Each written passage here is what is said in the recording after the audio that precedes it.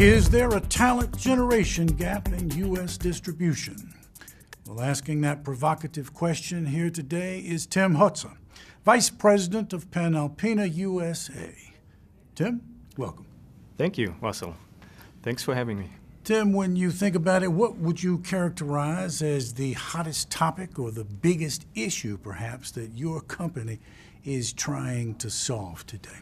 I think you hit the nail on its head, actually, with your intro, because what I see in the U.S. market and the distribution is that it's really tough to find local leaders who are engineering distribution operations and taking them to the next level, using analytics and a more number-driven approach, actually, to optimizing processes, and also thinking outside of the box to drive innovation within a four-box or four-wall operation. And so what we see specifically in my field of expertise is that a lot of young, talented engineers, industrial engineers, are actually coming into the marketplace, but it's tough actually to attract them into a traditional distribution operation. They are more looking into consulting or the more probably higher paying jobs as an entry-level job where they really like to do project work and not so much distribution-related process engineering or IT engineering. Well, let's talk about a marriage, if you will, between something that is of the moment and something that is quite traditional, quite conventional. One would be social media, and the other would be the warehousing and distribution environment. How is the former working in that distribution environment? What are the uses there for it?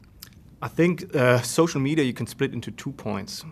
Social media for personal use, actually to get out your brand, your personal brand, your leadership brand or your brand name, so to say. So think about the Facebooks, which is more like a personal use, but from what I see with young professionals they like to use LinkedIn, for instance, to get out their message. So social media for internal personal use.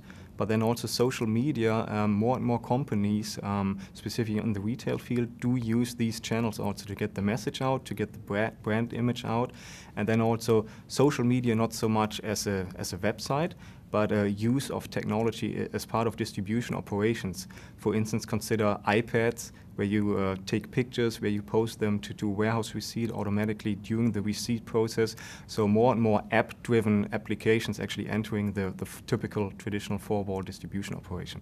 You know, I asked that question for two reasons. And the second one would be, do you find that the social media is something that the younger group that you were talking about earlier is much more familiar with as opposed to the older generation? Absolutely. I think this is how they grow up. And that also means that it's a typical channel of information exchange for them, where probably the older generation was more a phone call, a personal conversation. So it's more about posting your status and getting your message out. So it's really branding yourself to some extent. And the older generation is clearly more on a face-to-face, more personal note, rather than like a mass communication out into the field. You know, you obviously are involved, or you're employed, I should say, in the warehousing and distribution arena in that industry, and yet obviously you are a part of that generation that we've been talking about. What would you say are the industries that compete for your attention or that you would consider as alternative career moves for someone like yourself? I would say it's actually an interesting question, because I asked myself the same question about 8-10 years ago when I entered the profession. So I would say compared to a traditional warehousing distribution, industrial engineering environment for 3PL, you probably go over to the industry side. So pick an industry company and do the same. But also a lot of young professionals I do see actually entering the consulting arena, so to say, and then be it in the supply chain engineering, be it in the logistics engineering, be it in facility engineering, or general consulting actually when it comes to business-related questions, but then more with an operations management background. So that's clearly a stream where I see a lot of young professionals actually entering the profession, eventually doing it for 2 or 3 years, because after a while it might be a project after project, being on the road a long time. But that's clearly kind of an entry into the industry, and then eventually ending up on the other side of the fence. I want to ask a question, I guess to some extent is similar to the one about social media. That's about the importance of analytics. And I want to ask you, is it a question of generation there as well? I would say yes, because I see a very highly educated young professionals coming out of the colleges, because also the supply chain and the logistics degrees, actually more and more colleges are picking up on it, so bachelor level degrees, master level degrees. And of course, most of them are very number driven. Operations research or quantitative network engineering is very number driven. So I see a very strong skill set actually with the 25-year-olds coming out of the colleges and universities, actually, that they have very good analytical skill sets. On the other hand, I would say the generation already in the field, they learn it by doing to some extent, the more advanced analytics. So the younger crowd definitely is very fast with the analytics, but then of course numbers are good, but also you need to have the experience. So you need to blend it in the operational experience, which normally the older generation has, and combine it with the analytics, the numbers actually, that you really have a solid foundation. You can then start baselining processes and re-engineering and innovating processes. Well, then a number of thoughts come to me based on what you've just said. Mentorship. What role is there then for some of these older employees to be mentors to some of the newer entrants in the workforce? And then let's talk about something that I understand is called Gray 2K and knowledge transfer. I wonder if you can address those topics. I would say the mentorship is very important. I actually had the privilege of that I had a mentor, the older generation actually. He taught me everything I know today about distribution and logistics engineering, so very appreciated of this. And it's a very important concept actually also to build up outside of your day-to-day job some trust, and actually that a young professional actually gets accustomed to the company culture, which is very important.